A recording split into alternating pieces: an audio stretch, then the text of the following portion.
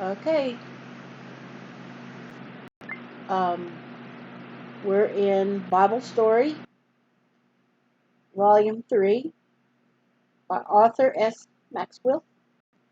And we are at Part 4, Story 4, The Unheeded Warning. And we'll start this. When Hophni and Phinehas rushly took the ark away from the Holy of Holies, they did more damage than they knew. That day the glory departed not only from Israel, but from the tabernacle too. The ark never got back to Shiloh. With the ark gone, Eli died. Samuel returned to his home at Ramah, where, for all we know, his mother may still have lived. She had led him to the Lord, and now he is back again, a strong, wise leader of his people. Sorry. Samuel built a house in Ramah and married, and from there he went out all over Israel, calling the people to turn from their sin and worship the God of heaven, who had delivered them from Egypt and brought them into the land of Canaan. And he went from year to year in circuit to Bethel and Gilgal and Mizpah and judged Israel in all these places. During all these years, there were troubles between Israel and the Philistines. But Samuel kept saying that if the people would but return to the Lord with all their hearts and put away the strange gods from among them and serve him only, all will be well.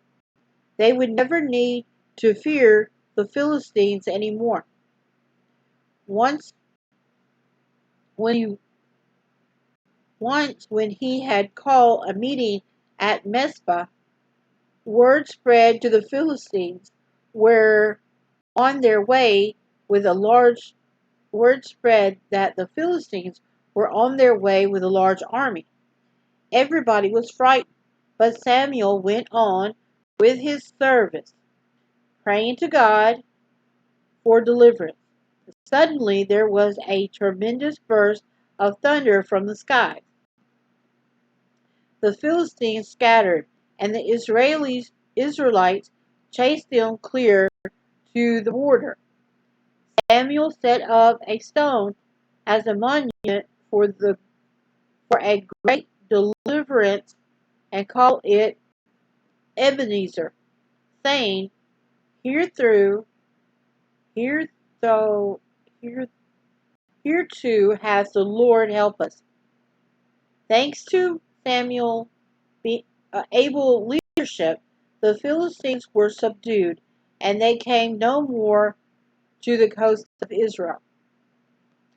The Israelites even recaptured such important cities as Ekron and Gath. Then has a picture of Samuel walking, doing his thing. Okay.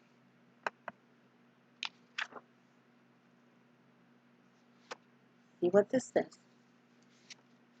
One day, when Samuel was getting old, the elders of Israel came to Ramah and to see him. They were worried about what would happen after his death, for at last Samuel had done no better in bringing up his sons than Eli had with Hophni and Phinehas. He had been so busy preaching and traveling that he hadn't taken time to train his voice all right, and now they were giving him a lot of trouble and disappointment.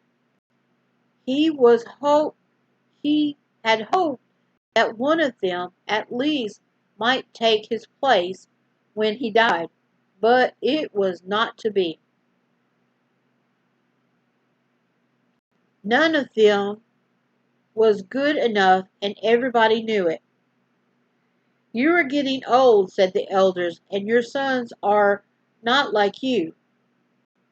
Now make us a king to judge us like all the nations. Samuel was shocked. A king? Israel had never had any king but God. Had he not been to them far more than a king ever since he brought them out of Egypt? Why should they want to have a king now? Samuel was displeased that he left the elders and went away by himself to ask God what to do. God told Samuel to do what the people wanted and not to take their request as an insult to himself. For they have not rejected thee, he said, but they have rejected me, that I should not reign over them. Samuel went back to the elders and warned them what would happen if they insist on having a king.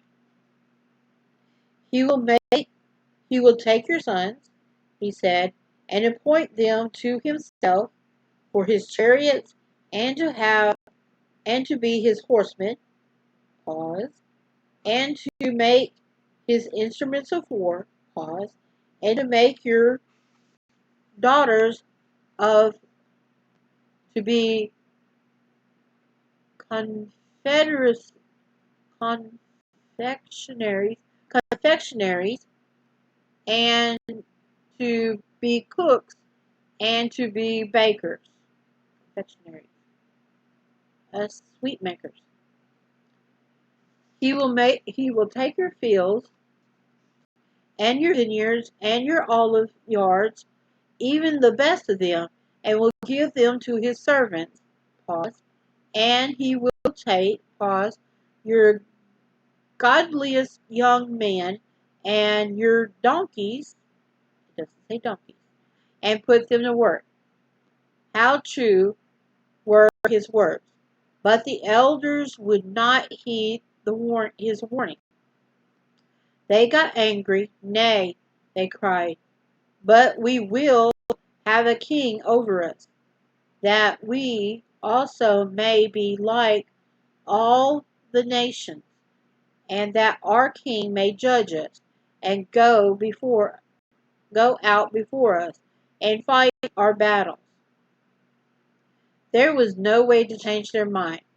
They were sure that a king was all they needed to get them out of their troubles. They were wrong, hopelessly wrong, but they couldn't see it. They had to learn by experience. When Samuel told the Lord what the elders had said, God told him to do what they wanted. Make them a king, he said. So the elders went back to their homes, and Samuel began to search for a young man who might be worthy to be the first king of Israel. And then it has them leaving Samuel. That's the illustration. Excuse me. And that's the end of story 4, part 4, story 4. And now we're going to go take a break for a second, and then we'll go to the next one.